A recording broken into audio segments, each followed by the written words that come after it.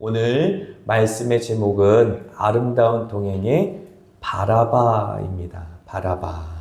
인물 설교에서 특별히 이제 사순절 기간을 맞아서 예수님의 대속의 은혜, 우리의 그 모든 죄를 대속하신 은혜를 새겨볼 수 있는 인물들을 한번 살펴볼 텐데 그 첫 번째 인물은 바라바입니다.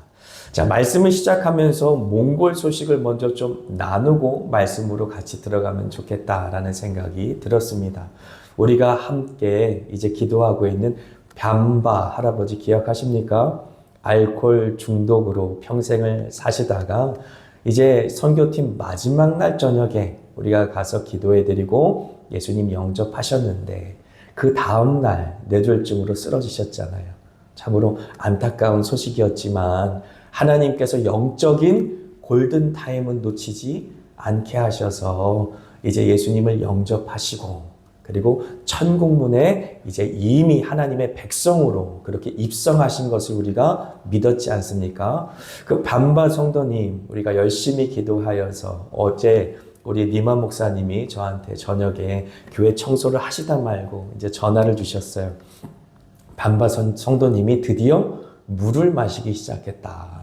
물론 움직이지는 못하시고 의식은 있으신 상태인데 말도 못하세요. 수술을 받을 수 있는 상태는 아니시지만 물을 조금씩 드신다고 합니다. 그래서 기도 감사하다고 연락이 왔습니다. 너무 감사합니다. 또 짜와 성도 혹시 기억하십니까? 짜와 성도는 이제 자가 면역 질환으로 인해서 굉장히 고통스러워했어요. 나이는 젊은데 자가 면역 질환 때문에 하고 싶은 모든 일을 하지 못하고 직장도 내려놓고 신앙생활을 하면서도 여러 가지 봉사활동을 하던 열심히 있던 이 자매였었는데 특별히 청소년 교사로 열심히 섬겼었거든요. 그런데 그 모든 섬김을 다 내려놓을 수밖에 없었어요. 그래서 너무나 안타까워하고 힘든 가운데 있었습니다. 그래서 마지막 날 밤에 우리 이제 니만 목사님과 선교팀이 함께 위하여 기도해주고 그리고 우리 송영순 한수 집사님 마음속에 하나님께서 낫게 해주셨다라는 믿음을 주셨다고 했는데 할렐루야, 정말로 하나님께서 낫게 해주신 줄 믿습니다. 하나님께서 그날 밤 함께 기도하게 해주셔서 낫게 해주시고 치유의 역사로 말미암아 새로 이제 직장에도 취업하시고 그리고 이제 교회의 청소년부 교사로도 열심히 봉사하시면서 교회 모든 모임에 가장 일찍 오신다고 그래요. 하나님께서 60만 치유해 주신 것이 아니라 마음도 치유해 주시고 그리고 영적인 신앙도 세워주셔서 그 짜와 성도님이 모이는 그 모임마다 웃음이 넘쳐난대요.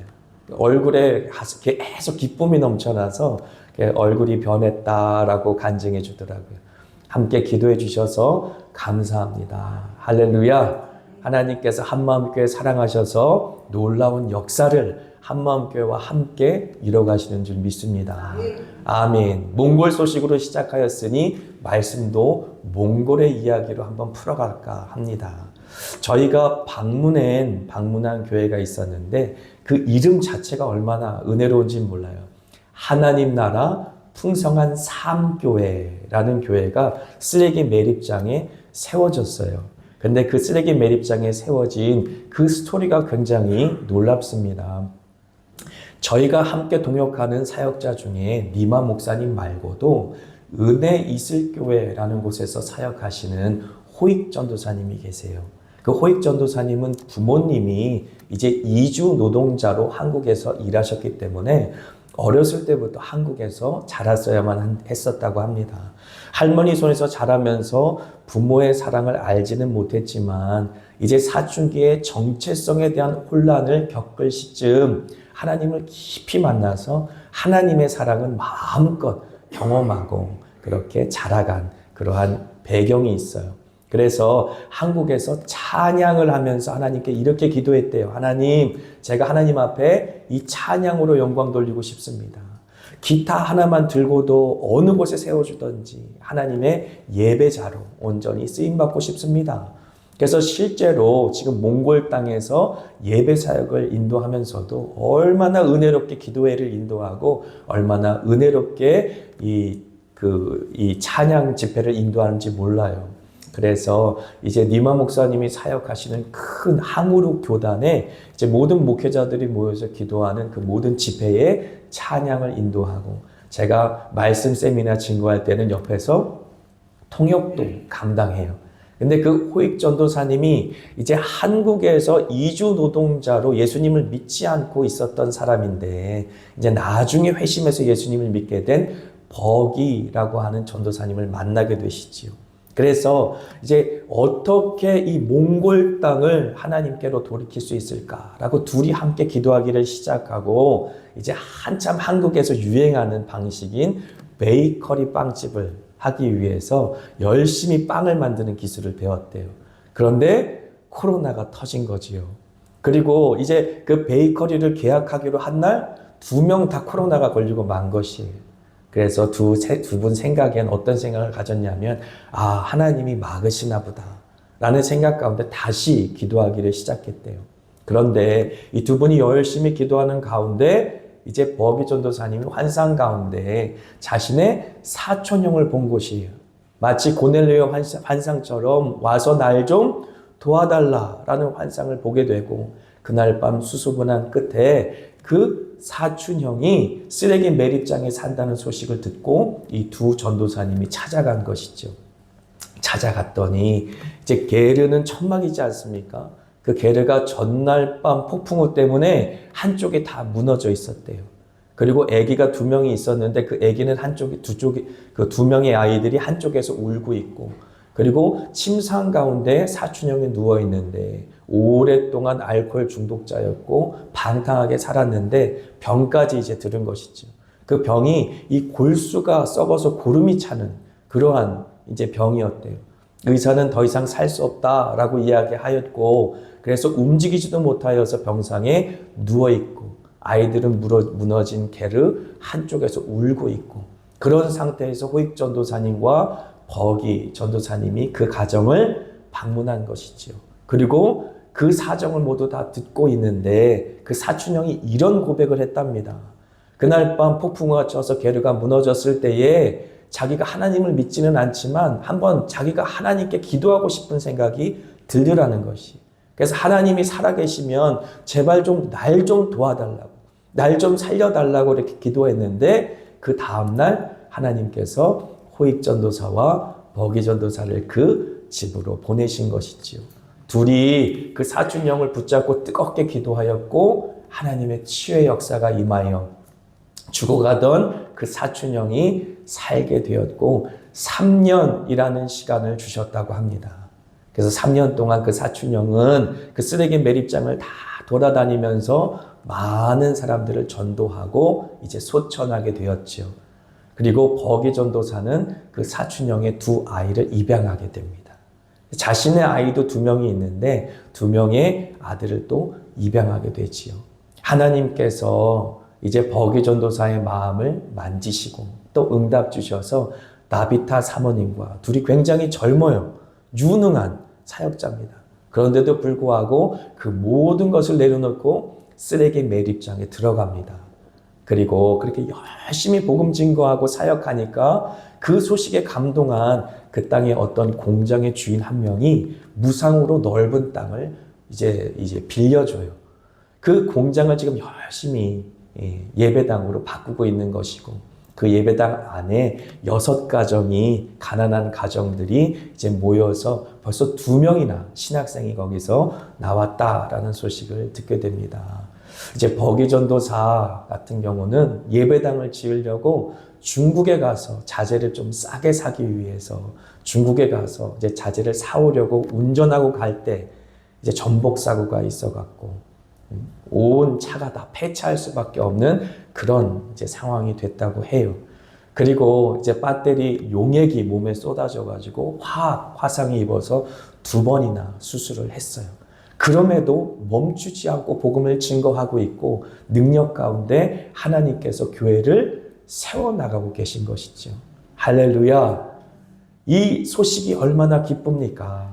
하나님께서 버기 전도사라고 하는 유능하고 장래가 촉망되는 그러한 하나님의 종을 세우시고 다비타, 사모라고 하는 그의 배우자를 돕는 배필로 세우셔서 그 땅에 주님의 몸된 교회를 세우시고, 교회가 없던 그 땅에 교회가 세워지면서 많은 영혼의 추수가 이뤄지는 역사가 일어나는 것, 우리가 보고 듣기만 해도 너무 큰 은혜가 아닐 수 없어요.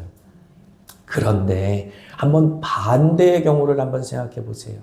이렇게 주님의 이름으로 구원을 받고 교회의 성도들이 모이는 모습을 우리가 보고 들을 때에 큰 감동이 있고 기쁨이 있는 것처럼, 교회에 소리 소문 없이 사람들이 사라지고, 또 믿음의 다음 세대들이 마치 손에 있는 물이 손가락 사이로 다 빠져나가는 것처럼 그렇게 빠져나가는 현실이 한국교회가 직면한 현실이다라고 한다면 우리는 가슴 아파해야 한다라고 하는 것이지요.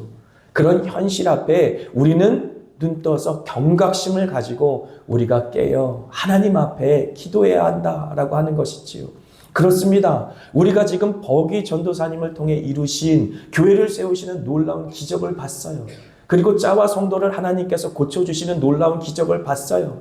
그리고 몽골 땅에서 우리가 기도할 때에 어깨가 아파서 움직이지 못하시는 분이 기도를 끝나자마자 어깨를 빙빙빙빙 돌리면서 하나님께서 나를 낫게 해주셨다라는 기적도 우리가 보았습니다.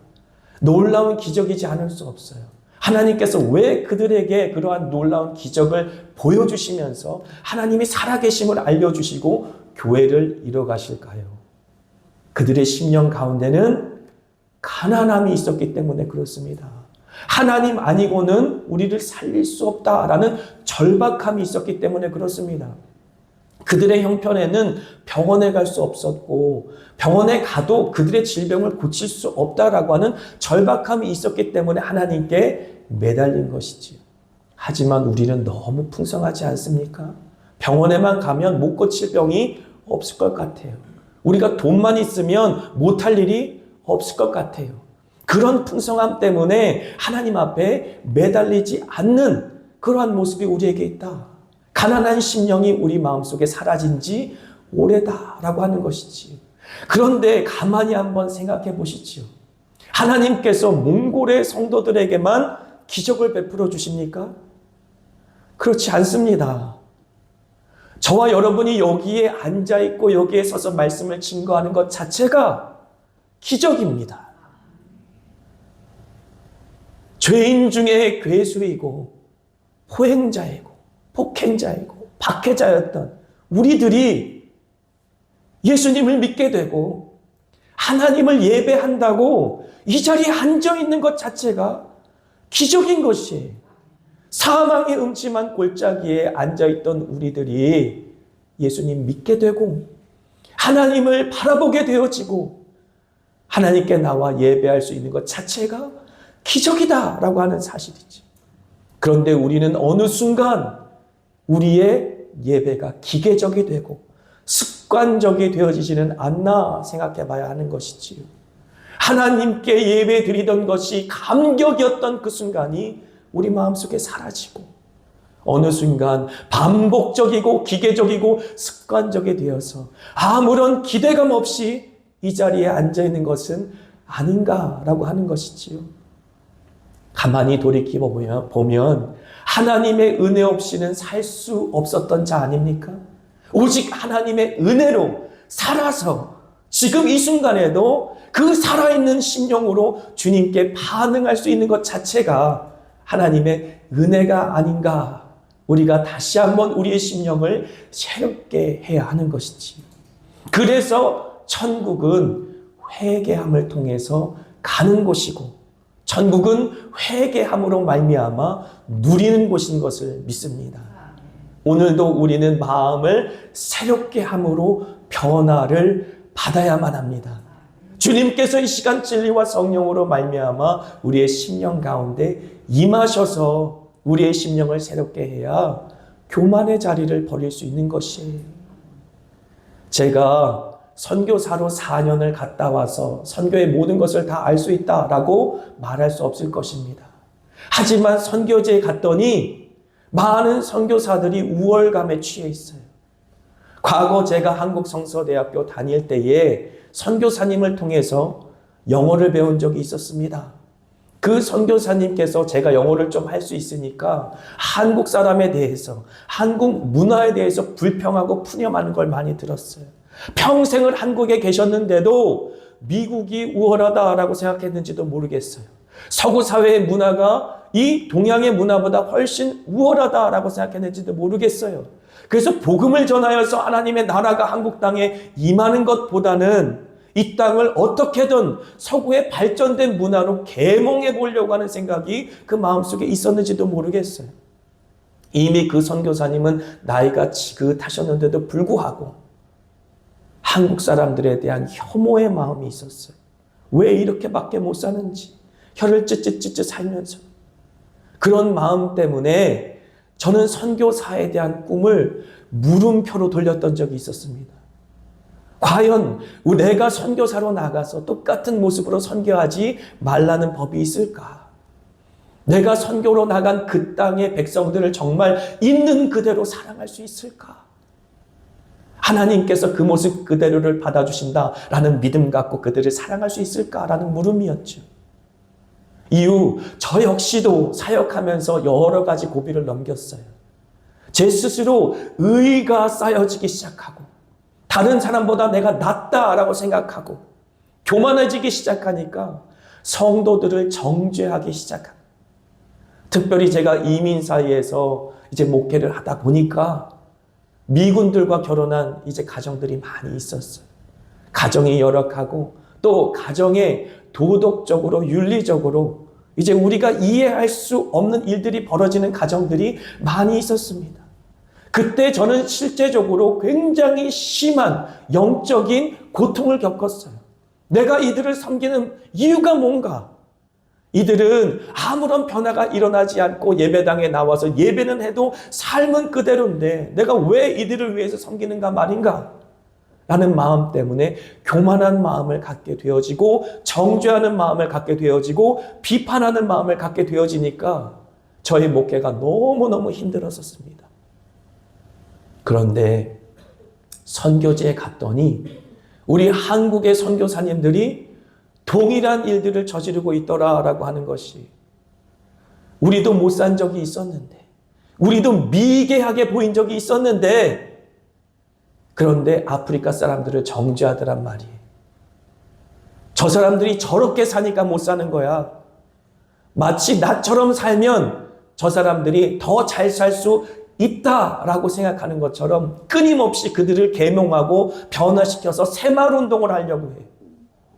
그런 모습들이 한국 선교사들의 마음속에 있더라라고 하는 것이 사랑하는 한국교회, 한마음교회 성도 여러분, 우리가 이러한 교만한 마음을 낮추지 못한다면 결코 하나님이 주신 은혜를 온전히 누리지 못할 것입니다.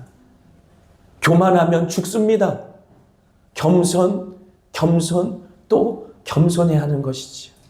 나 같은 죄인 살리신 주 은혜에 놀라워 잃었던 생명 찾았고 광명을 얻었네.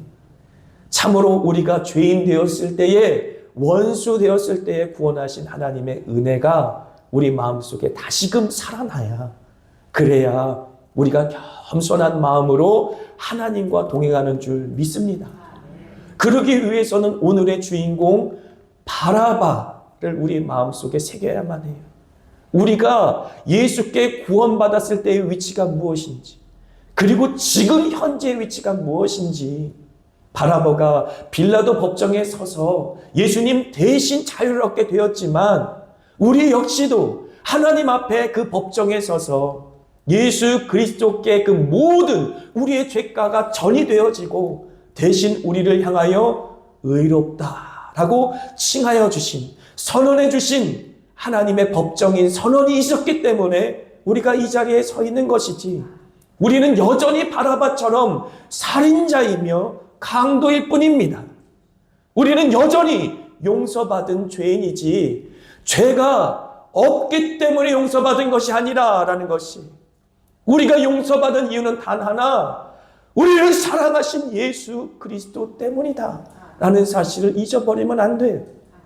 그런데 그 사실을 잃어버리니까 우리가 자꾸 공로주의에 빠지는 것입니다. 우리의 신앙의 영조 때문에, 우리가 가진 직분 때문에 다른 사람들과 비교하며 내가 조금 더 낫지라는 생각을 가지면서 교만한 자리에 앉게 되는 것이지요. 사순절 기간을 통하여 저녁 예배에는 끊임없이 예수 그리스도께서 왜 십자가를 지셨는지에 대한 말씀이 선포되고 있습니다.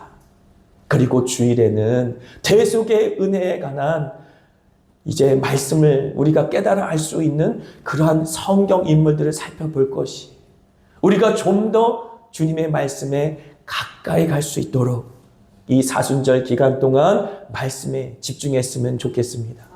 또한 매일 베풀어주는 예배의 은혜를 소홀히 여기지 않았으면 좋겠습니다. 하나님 앞에 예배 드릴 수 있는 것이 의무가 아니라 특권일진데, 우리가 하나님 앞에 나와 말씀을 받고 기도하면서 다시 한번 세상의 모든 죄를 털어버리고 하나님 앞에 광명된 의의 옷을 입고 나가는 그런 예배가 되었으면 좋겠습니다. 오늘의 말씀의 배경이 되는 장소가 어디입니까? 그것은 바로 빌라도의 법정입니다. 이스라엘 사람들은 로마의 압제 속에 있었어요.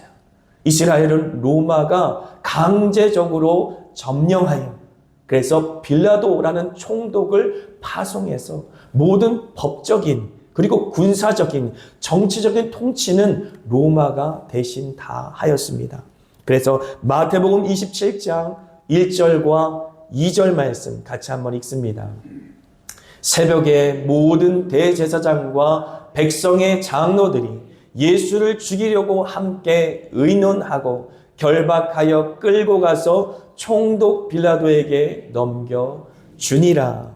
아멘. 새벽에 모든 대제사장과 백성의 장로들이 예수를 죽이려고 함께 의논하고 결박하여 끌고 가서 총독 빌라도에게 넘겨주니라. 이 빌라도는 로마가 보낸 감독관, 바로 총독이었죠.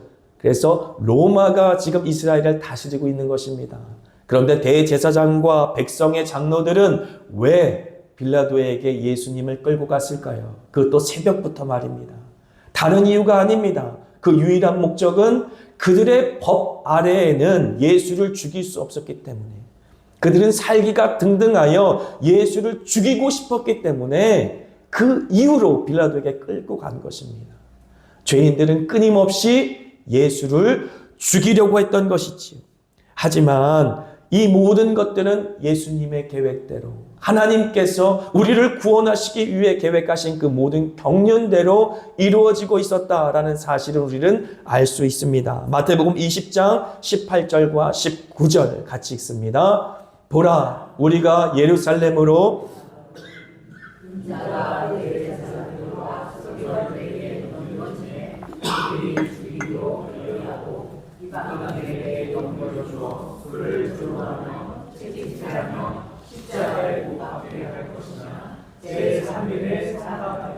아멘. 마태복음에만 총 4번에 걸쳐서 예수님께서 고난받으실 것과 십자가를 지실 것과 그리고 십자가에서 죽으실 것과 부활하실 것을 밝히 말씀하십니다. 그 중에 하나가 바로 마태복음 20장 18절로 19절의 말씀인데, 이 말씀은 대제사장과 백성의 장로들이 실제적으로 옮겨지기 전에 예수님께서 예언한 말씀이에요. 그 예언한 말씀 그대로 대제사장들과 서기관 그리고 백성의 장로들이 움직이고 있다라는 사실을 알 수 있는 것이지요. 그래서 요한복음 10장 15절의 말씀대로 나는 양을 위하여 목숨을 버리노라 라고 말씀하시는 주님의 말씀이 이루어지는 것이지요. 누가 죽이는 것이 아니라 예수님 스스로 죽음 가운데로 걸어 들어가고 계시는 것입니다. 들레지도 않고 외치지도 않고 잠잠히 도살장에 끌려가는 어린 양처럼 저와 여러분들을 위해 죽음의 길을 선택하신 분이 바로 예수님이시다라고 하는 것이지요. 그래서 요한복음 10장 18절에 이를 내게서 빼앗는 자가 있는 것이 아니라 내가 스스로 버리노라. 나는 버릴 권세도 있고 다시 얻을 권세도 있으니 이 계명은 내 아버지에게서 받았노라 라고 말씀하신 것입니다. 예수님 스스로 버릴 권세를 사용하셔서 그 목숨을 십자가에 버리신 것이다 라는 사실을 우리는 잊지 말아야 하는 것이지요. 그렇다면 오늘 우리가 읽은 마태복음 27장 17절에 등장하는 그들은 누구일까요? 그들이 모였을 때에 빌라도가 물어 이르되 라고 말하였는데, 빌라도의 법정에 모여서 이제 예수를 송사하고 있는 그들은 누구일까요? 마가복음 15장 8절. 마가복음 15장 8절의 말씀 같이 읽습니다. 무리가 나아가서 전례대로 하여 주기를 요구한대 라고 말하고 있습니다. 바로 그들은 예수님을 빌라도의 법정에 세운 이스라엘 백성들입니다. 무리가 나아가서 전례대로 하여 주기를 요구한대 라는 이 말씀을 통해 오늘 바라바에 대한 그 모든 기록은 마태, 마가, 누가, 요한 사복음서 전체에 걸쳐서 기록되어 있어요. 그래서 전체에 대한 내용을 조명해 보면 좀 더 확실하게 그 내용을 우리가 파악할 수 있는데, 이제 빌라도 앞에 있는 무리는 이스라엘 백성들이다. 그리고 그 백성들이 계속해서 그 빌라도의 그 모든 재판을 주도하고 있다라고 하는 것이죠. 빌라도가 재판장으로 서 있긴 하지만 그 재판을 주도하고 있는 것은 무리의 강력한 요청이었다라는 사실을 알 수 있어요.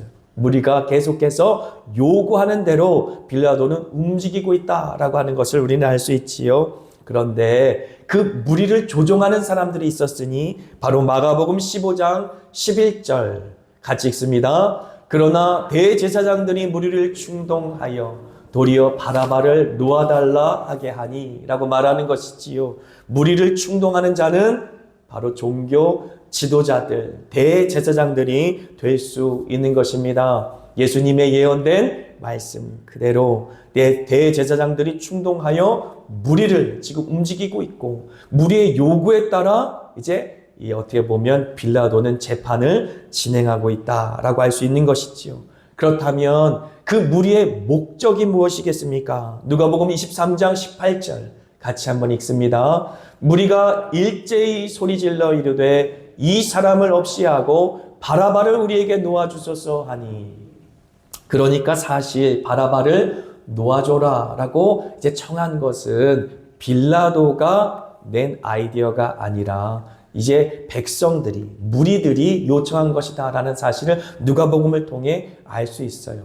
우리나라에도 광복절에 죄수들을 풀어주는 광복절 특사가 있지 않습니까? 당시에 유대 나라 속에서도 6월절에 이제 죄인 중에 한 사람을 놓아주는 전례가 있었고, 그 전례를 비밀로 지금 예수 그리스도를 십자가에 못 박혀 죽게 하고, 그리고 본인들이 원하는 지도자, 본인들이 바라는 지도자인 바라바를 대신 놓아달라라고 지금 이야기하고 있는 것이지요. 그래서 그들의 선택은 마태복음 27장 25절 한번 같이 읽습니다. 백성이 대답하여 이르되 그 피를 우리와 우리 자손에게 돌릴지어다 하거늘. 아멘. 빌라도는 3번에 걸쳐서, 누가복음에 보니까 3번에 걸쳐서 예수 그리스도에게는 죄가 없다, 무죄한 자를 내가 어찌 벌할 수 있느냐라고 말했어요. 하지만 끊임없이 백성들은 예수를 십자가에 못 박혀 죽게 하라 말하고 바라바를 놓아달라고 요청합니다. 그러니까 이 빌라도가 어떻게 합니까? 손을 씻으면서 이 사람의 피에 대해서는 내가 무죄하다라고 말한 것이에요. 그랬더니 이제 백성들이 뭐라고 답변합니까? 그의 피, 바로 예수의 피를 우리와 우리 자손에게 돌릴지어다 라고 말하는 것이지.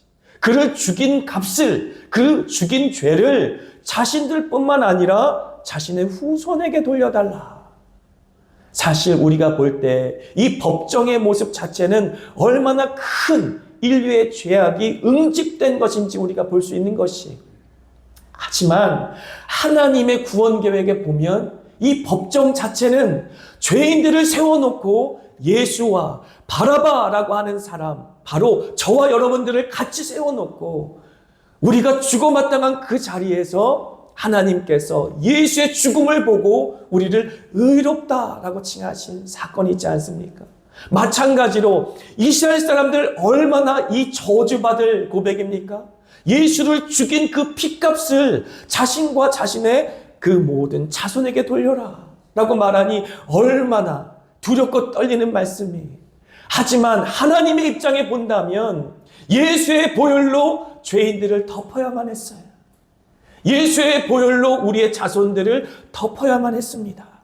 그러므로 죄가 깊은 자리에 하나님의 은혜가 넘쳤는 줄 믿습니다. 모든 인류의 죄가 응집된 그 심판의 빌라도의 법정 안에 하나님의 놀라운 하늘 법정이 재현되면서 하나님께서 어떻게 죄인 중에 괴수인 우리를 살려내셨는지, 어떻게 하나님 앞에 원수되었던 우리들을 구원하셨는지를 밝히 보여주는 것이지. 예수를 우리가 직접 못 박아 죽인 장본인이며, 예수를 십자가에 죽이기 위해 그 법정에 세운 장본인이며, 예수를 십자가에 못 박으라 라고 소리친 장본인이며, 심지어 그 핏값을 나와 내 자손에게 돌려라 라고 외치던 장본인이 나였는데, 그렇게 죄 많은 나를 주님께서는 사랑하셔서 예수를 대신 죽게 하시는 대속의 은혜를 베풀어 주시고, 그리고 그 피로 나를 씻겨주시고 맑혀주심으로 말미암아 예수의 의로운 옷을 우리에게 입혀주시는 것이지. 천국에 들어갈 때에 그 거룩한 예수의 보혈로 덮임받고 그 거룩한 세마포 옷을 입은 모습으로 주님 앞에 할렐루야 찬양할 때, 나 때문에 죽임당한 그 어린 양이 내 두 눈에 보여지는 것입니다. 보좌에 앉으신 하나님과, 그리고 나 때문에 죽임당한 어린 양 앞에 구원하심이 우리 하나님과 어린 양께 있도다 라고 찬미하게 되어지는 것입니다. 할렐루야. 자, 한번 영상을 한번 보여주시죠.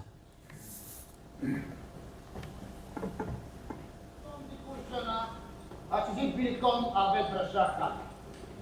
Yan anak na nakasimbay esuri. Ratsakay dia, Baraba.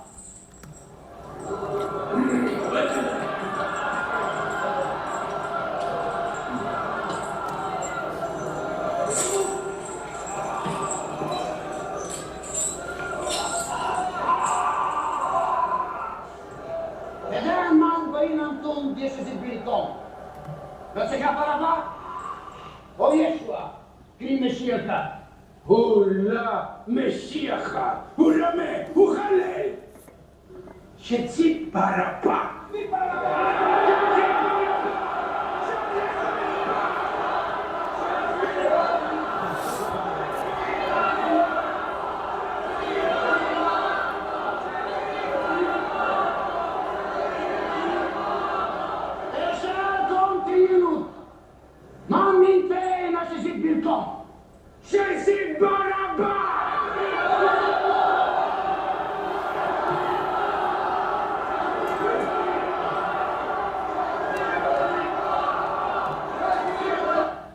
이 장면은 패션 오브 크라이스트의 한 장면입니다.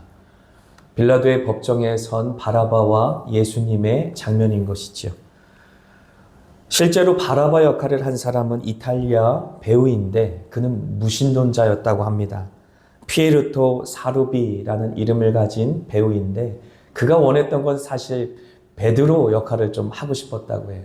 근데 얼굴이 워낙 흉측하게 생겨서 베드로 역할은 못하고 바라바 역할을 하게 되었다는데, 감독이 극적인 장면을 담기 위해 예수님의 모습을 젖신을 씻기 전까지 보지 못하게 했다고 해요. 무신론자였던 그 배우는 이제 대기석에 있다가 자신의 등장신이 되어지자 이제 저렇게 등장했던 것이고, 그리고 배우인 예수님을 바라봤을 때에 실제적으로 본인이 예수님을 만나는 그런 은혜가 있었습니다. 그래서 무신론자가 예수님을 믿게 되어진 것이죠. 실제로 저 영화를 찍으면서 예수님을 영접하고 치유가 일어나고 회복이 일어났다는 간증이 참 많이 있었지요. 뿐만 아니라 저 영화 때문에 예수님을 믿게 된 사람도 굉장히 많이 있습니다. 십자가라는 흉측한 죽음의 형틀로 말미암아 복음, 구원의 역사가 우리에게 주어진 것처럼 빌라도의 법정, 인간의 모든 죄가 응집되어 있고 욕망과 욕심이 응집되어 있어 심지어 하나님의 아들을 죽이고자 했던 그들의 살의가 드러났던 그 현장이 하나님께서 우리를 살리시고 또 구원하시며 의롭다 선언하시는 하늘 법정의 모습으로 우리에게 보여지는 은혜가 오늘 예배 가운데 있기를 축복합니다. 여러분 기도하실 때에 늘 십자가를 묵상하실 뿐만 아니라 빌라도 대신 여러분 자신을 세우셔서 하늘 법정에서 죄인 중에 괴수인 나를 살리시고 구원하시기 위해 거룩하다라고 말씀하신 주님의 음성이 들려지는 은혜 있게 축복합니다. 아멘.